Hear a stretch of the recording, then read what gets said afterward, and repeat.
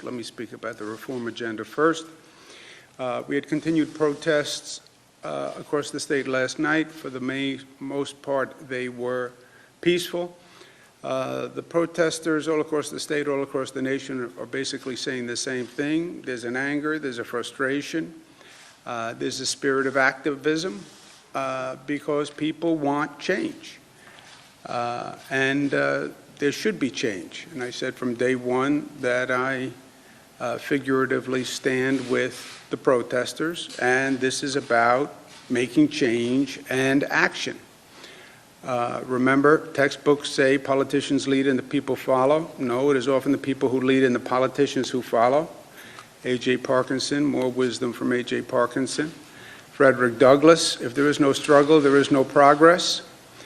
And it's an opportunity for New York State to lead, and that's what we do. So we did it with marriage equality, with minimum wage, with gun safety, with free college tuition, and passing a reform agenda for criminal justice. 50A we've talked about, no chokeholds, the Attorney General's special prosecutor, hate crimes for false 9/11 reports. My opinion is the George Floyd reform agenda and what the protesters are trying to achieve. They should set the bar even higher, and they should be bolder, and they should demand federal reform. You want to change this country, that has to happen on the national level. And we're in the midst of national elections, and they should put forth a federal agenda that gets to the root cause of the issues. Yes, criminal justice reform, and we know how to do that. But the core inequality and injustice issues start with the education system, where you have two education systems in this nation, one for the rich and one for the poor. Everybody knows it. In this state, the most progressive state in the United States, a rich school spends $36,000 per student, a poor school spends $13,000 per student. They, from birth, from day one of school, depending on the zip code you live in, depending on the income of your family, is the education you get. It's wrong. It's unfair. It's wrong.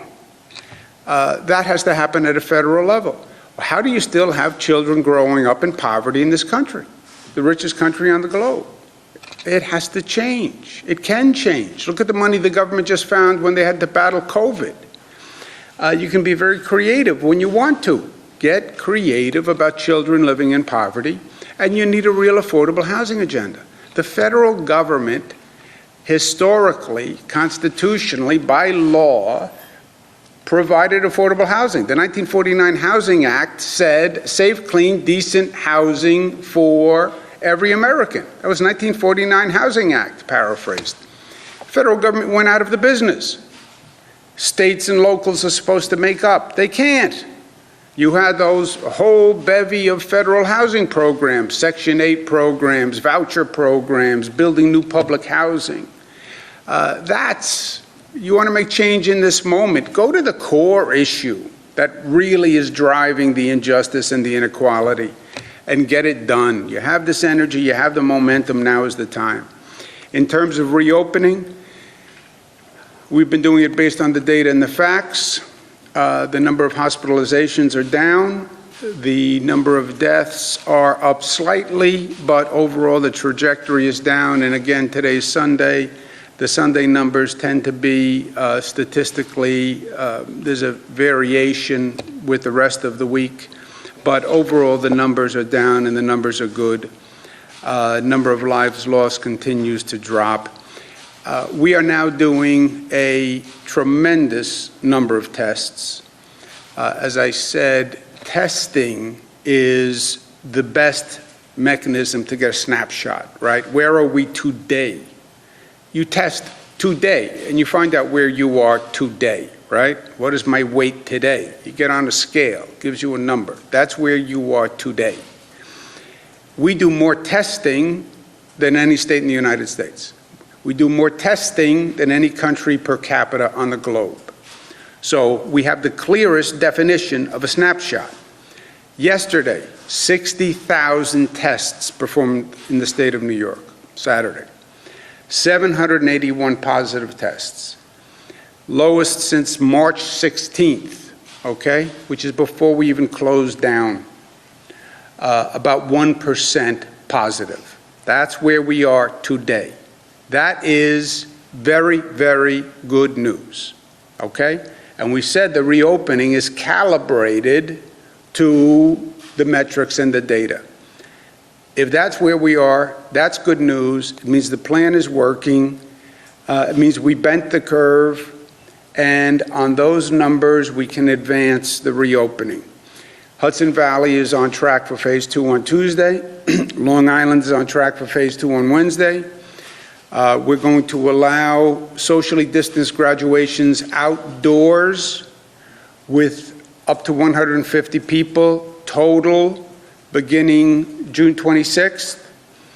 That's when the schools start to graduate, high schools, and it gives us a couple of weeks between now and then. God forbid the number changes, but schools need to plan with the progress we've made so far, and if we continue this trajectory, we'll be able to do that. But again, we have a little time to see between now and then. In terms of New York City has met all the metrics. We are going to open New York City tomorrow for phase 1, period. That will happen. When we begin phase 1 in New York City, remembering New York City had the highest number of cases, New York City has the highest density. New York City has also been the location for the protests with the most number of people. We are concerned that those protests may have increased the spread of the virus. We're going to do 35,000 tests per day just in New York City. Snapshot, snapshot, snapshot. So we'll watch it on a daily basis to find out exactly what is happening. Remember, there was a lag on the infection rate, so if you were at a protest several days ago, probably wouldn't show up. But when you get to about 7 days, you'll start to see a pop in the number if those protests actually increase the spread. We're going to increase the number of testing sites in New York, and I'm going to ask again, if you were at a protest, I understand your point, I'm with you. We also have the situation with the coronavirus. Act responsibly, get a test. Get a test. We're going to open 15 sites that are dedicated just to protesters to get a test so you can get it on an expeditious basis. But please get a test. My opinion, not a fact, I would act as if you were exposed, and I would tell people who I'm interacting with, assume I am positive for the virus, because you could be infecting other people. But please get that test. That is the one variable in this equation that we're not sure of. We've tested everything else, we've measured everything else, everything was going fine. Then we had these large number of protests. We don't know what the effect of those protests are. And we're concerned about it. All the health experts I've spoken to are concerned about it. So while we're waiting to see if there's any result, get a test in the meantime. But New York has bent the curve by being smart, and there are always voices out there who say, everything's fine, I can't see the virus. So a person said to me on the street, look around, do you see the virus? Yeah, no, you're not going to see the virus. But you have these voices that say, just open, everything is fine, disobey the rules, just open. Look, there are still facts in life. Everybody can have an opinion. And then there are still facts. I believe my ideology is government doesn't have a right to tell me to do this. I understand your ideology. Let's look at facts. Look at what is happening around the country. Look at the facts after countries and states reopen. And look at what is happening with their curve. Arizona is seeing an increase in the numbers. South Carolina, a new record with more than 500 in a single day. Hotspots across the South and in California as Northeast slows. That's us. California posted highest number of new coronavirus cases on Thursday. Florida, 1,000 for the fourth day in a row.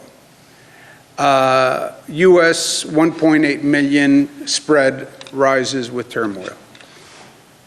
These are facts. This can happen. This can happen. We know it can happen because it happened here. We've made all this progress. Please, please, I know it's been 90 days. Please, stay disciplined, stay smart, because it is working. And we've come a long way, and a lot of people have suffered to get here, and a lot of people have died. Let's not be foolish now. And again, look at what we did. Flatten the curve, forget flatten the curve. I'm going to change the state signs. We bent the curve. We bent the curve. We intended to flatten to get to a plateau. We bent it. And look at the rest of the country. We are curve benders, if there is such a thing. And New Yorkers should be proud of their accomplishment. And in light of that, we're going to light the landmarks across the state in blue and gold in honor of our New Yorkers, our New York tough New Yorkers. This is going to be in Manhattan, which is very cool. New York tough. The Mario Cuomo Bridge, the Education Building, that's the Corning Tower in the left. But these will be the landmarks that will be lit blue and gold to celebrate our accomplishment, because it was an extraordinary accomplishment. Because we are New York tough, smart, united, disciplined, and loving. I am mostly loving, Mark. Don't you forget that. Questions? We'll take a couple. When it comes to the systemic changes you propose, there are 4 of them. Let's say there is no political division over it and we can get those passed just like that. It takes time for laws to go into effect procedurally. There's usually a delay. And then after they go into effect, there's usually a cultural delay as well, where things have to be normalized over time. So, for example, when miscegenation, interracial marriage was legalized, it took time for the culture to sort of catch up to what the law had been. So I'm asking you, what are the things that you need from the general public to facilitate that change? Because no matter what you do, no matter how quickly it is, it's not going to be instantaneous, but people will still continue to point to legislators and people in power and say, change, even if you make certain change. Do you need patience, maybe? It's an interesting question. The legislative change will be virtually immediate, okay? Personnel records would be released. The Attorney General would operate as an independent prosecutor for police. The legislative changes would be immediate. You're right, there's still a culture shift. But look, more what this is about repairing the relationship between the police and the community, I think.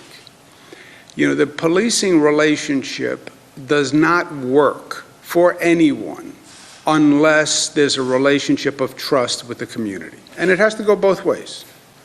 You know, relationships, the door swings both ways in life. The community has to trust the police have to trust the community, they have to work together. And that's what this is really about for me.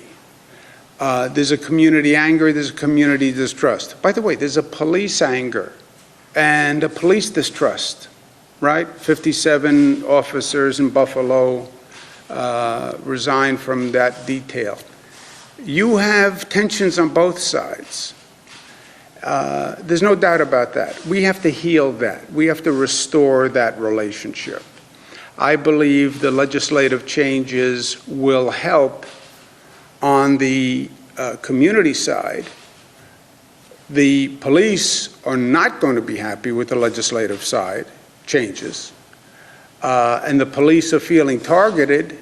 So what will take the time is working through the relationship. You know, even if you agree okay, the reforms are right, and even if the police said, I understand the reforms, I can live with them, you still have a lot of emotion that is going to have to be worked through. But is there something from the general public, from the community? The government is now doing what's been requested in changing the laws, which will eventually change the culture. But is there something that the community can do from their end to, kind of like in any interpersonal relationship, to sort of help things along? Yeah. I would say, look, from the protesters' point of view, the community point of view, you achieved a significant accomplishment in a very short period of time. This is real reform.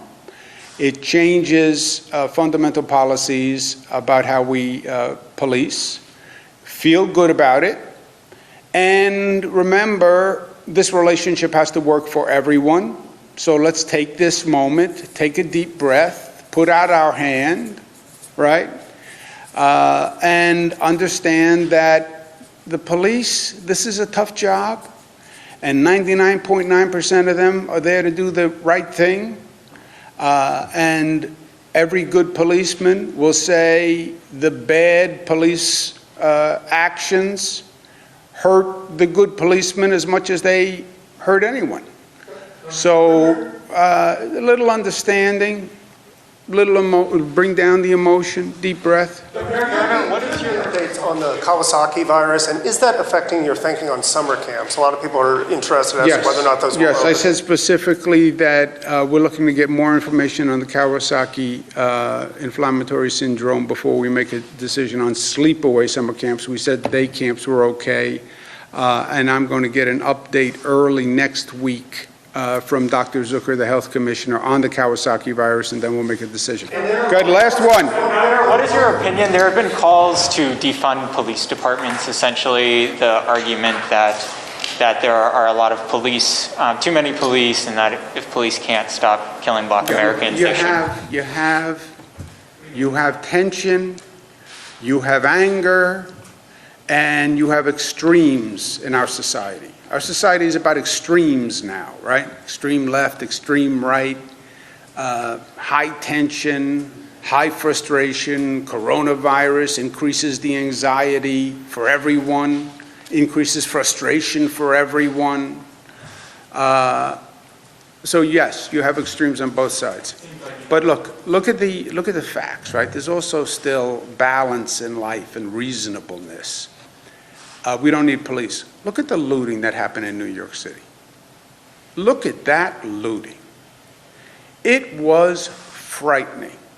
It was criminals who were exploiting the situation, who were opportunistic, who were just stealing. You have New York City that is still reeling from the COVID virus, and now you have this night of looting that I'm telling you shook people in the city to the core. You don't need police. You don't need police. That's what happens when you don't have effective policing. Now, the looting had nothing to do with protesting. Protesting is different. Some people try to put the two. The protesters are looters. No. You have looting and you have protesting. You have apples, you have oranges. They're different. The night of looting was the fault of the police officers. No, it wasn't the fault of the protesters, and it wasn't the fault of the police officers. I said it was the management and deployment of the police officers. But no police, you get looting. That's what you get. Nobody wants that. So,